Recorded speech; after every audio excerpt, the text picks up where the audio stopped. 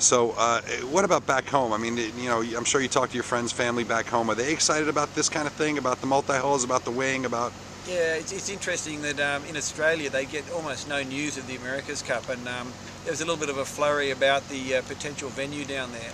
But I've never received so many emails from my friends saying, you know, great interview and this is really good, and saw that wing, that's cool, and you guys have done it. And, you know, really, that's the first information they've had in Australia for many, many years.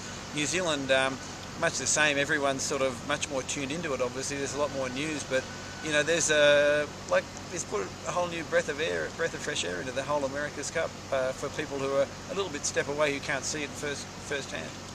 Do you think that this is the kind of thing that can be sustainable, or is it going to be back to monohulls when this is all over? I honestly don't know. I mean, there's a whole bunch of reasons why the multi-hulls are exciting and fun and great and make great spectacle, and they're really sort of, in a lot of regards, the cutting edge of a lot of sailing around the world. On the other hand, you know, we have to have a regatta, and we have to have a regatta with a lot of boats, and you know, things of this scale, I think you'd... Not a lot of people can pull them off. You'd wear everyone in the whole America's Cup game and everyone else down with the things, because they're a lot of work and a lot of cost, and you know, the technology is so high and such a level that it's kind of hard to control and keep it at a reasonable level. And maybe I'll wrap up with this one, but you know, the last couple America's Cup have not been really nationalistic. You know, since Russell left, since it went to Switzerland, the nationalism has disappeared quite a bit from most of the teams. Countries rooting for their own teams. It seems to have gone away. It also seems to be back now in a big way, and yet most of the design team, most of the sailing team is not from the U.S. How do you feel as part of a U.S. team when nationalism and pride in a U.S. boat is really building up?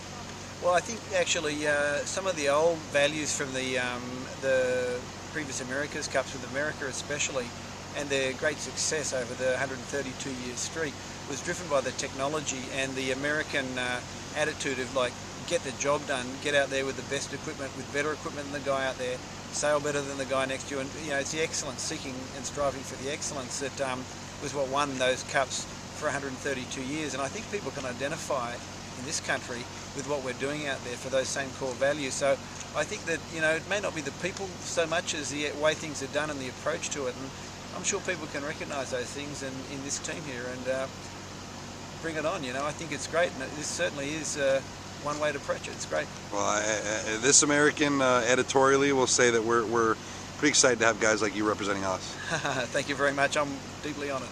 How about this one? We know a lot of you guys read Sailing Anarchy. Are you? Do you check it out? Have you been following our coverage of what you've been doing? I think everyone in sailing who's really interested in it keeps their eye on Sailing Anarchy at all times. I mean, the good thing about Sailing Anarchy, you tune in to see if it's good news or bad news. Sometimes it can be hard, and sometimes it can be fair, and sometimes it's both. But I think everyone in sailing reads Sailing Anarchy, and so they should, because you know, you really get the information that you might like to read, or maybe not.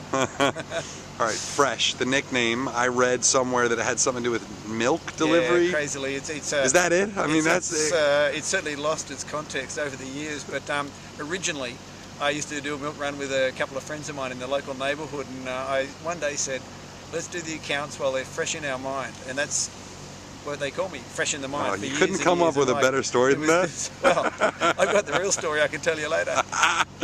All right, Ian. Well, hey, thanks so much for the interview, and best of luck out there. We're obviously going to be watching everything you do. Yeah, my pleasure. Cheers, brother. Bye.